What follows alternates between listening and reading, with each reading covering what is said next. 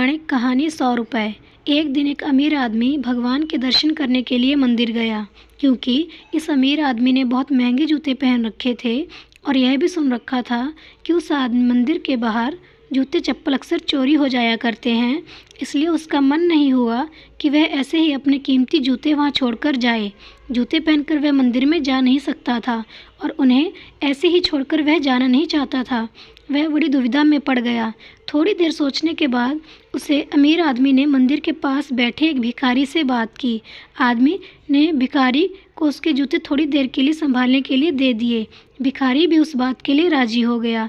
पूजा में बैठे बैठे अमीर आदमी के मन में ख्याल आया कि हे भगवान, आप ये कैसी विषम दुनिया बनाई है। मेरे जैसे कई लोगों को अपने पैरों तक के लिए कीमती जूते पहनने लायक बनाया है, लेकिन उस बेचारे भिखारी जैसे अनगिनत लोगों को रोटी खाने के लिए तक भीख मांगना पड़ता है।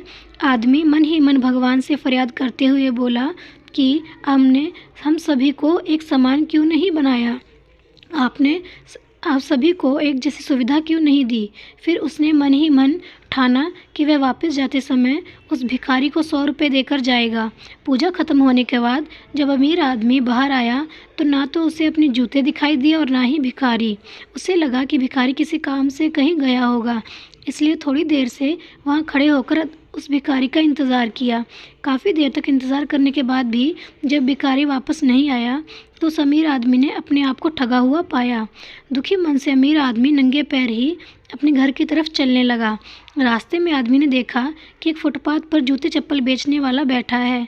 आदमी एक जोड़ी चप्पल खरीदने के लिए उसके पास पहुंचा।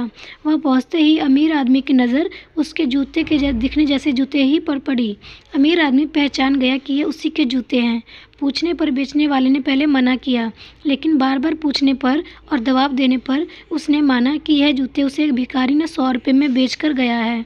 अमीर आदमी बिना चप्पल खरीदे ही मुस्कुराते हुए वहाँ से अपने घर की तरफ नंगे पैर ही चल पड़ा।